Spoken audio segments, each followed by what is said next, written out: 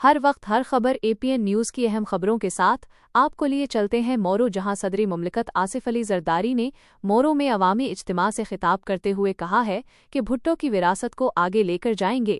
Pakistan Peoples party نے ہمیشہ 1973 کے آئین کے تحت کام کیا اور سب مل کر ملک اور اسٹیبلشمنٹ کو مضبوط بنائیں گے۔ انہوں نے کہا کہ بھٹو خاندان کے شہداء نے ملک کے لیے قربانیاں دیں، پاکستان ہے تو ہم ہیں۔ صدر زرداری نے بھارت میں مسلمانوں پر مظالم، پاک بھارت کشیدگی، ملکی خود مختاری اور جدید زراعت کے فروغ سے متعلق بھی اظہار خیال کرتے ہوئے کہا۔ پاکستان میں بھٹو صاحب کی لیگیسی کو لوگوں کو سمجھانا ہے۔ آج تک جتنے کام ہم نے کیے ہیں وہ 73 کانسٹیٹیوشن پہ کیے ہیں۔ ہم ساتھ مل کے اسٹیبلشمنٹ کے بھی ہاتھ مضبوط کریں گے، اپنے بھی ہاتھ مضبوط کریں گے، ملک کو بھی مضبوط کریں گے۔ ملک چلانا اصل مسئلہ ہے، بات ہے ملک کی، ہر چیز ملک کی۔ بھٹو صاحب نے اگر شہادت قبول کی تو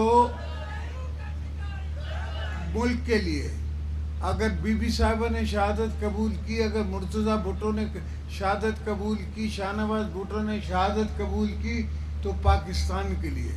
اس لیے میں نے کہا کہ پاکستان کھپے،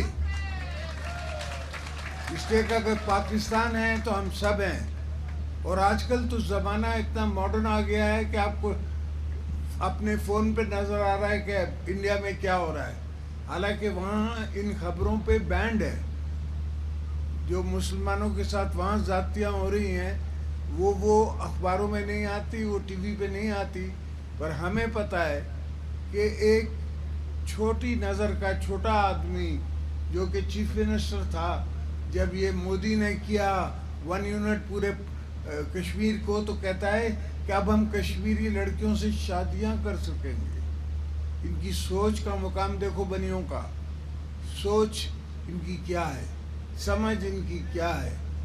نہ سمجھتے ہیں نہ سوچتے ہیں، اپنی طاقت میں مگن ہیں۔ اللہ کا فضل ہے کہ ہم نے اس کو ایک ہفتے کی جنگ میں سمجھا دیا کہ ایسا آسان نہیں ہے۔ ان کو سمجھ آئی کہ ہم بھی یہاں بیٹھے ہیں۔ جب ان کو پتہ پڑا ان کے 8 جہاز گرے، تب ان کو سمجھ آئی کہ ہم کو پاکستان سے باہر جانے کی بھی ضرورت نہیں ہے، اب یہاں بیٹھے بیٹھے ان کی فضائیوں کو گرا سکتے ہیں۔ اسلام آباد میرے گھر پہ کوئی ڈرون نہیں چل رہا تھا، پر مودی کے گھر پہ ہم نے ڈرون چلائے۔ یہ ہماری اپنی سوچ ہے، پیپلز پارٹی کی بھی سوچ ہے، پاکستانیوں کی بھی سوچ ہے کہ ہم ضرورت سے زیادہ زیادتی نہیں کرتے۔ ہم نے صرف ان کے وہ جہاز گرائے جو ہمارے پاس بمبنگ کر کے گئے تھے، ورنہ 40 جہاز ان کے ہمارے ریڈار پہ تھے اور ہم گرا سکتے تھے، مگر نہیں گرائے کہ ایسا نہ ہو کہ یہ سمجھے کہ ہم کوئی پوری جنگوں کے لیے تیار ہیں۔ ہم نے لوگوں کی جنگ کرنی ہے، اکنامکلی لوگوں کو بنانا ہے، آگے بڑھانا ہے۔ بچے جو ہیں آج کل کے، ان کی سوچ دور ہے، اب صرف آپ کو پہنچانے کی ضرورت ہے۔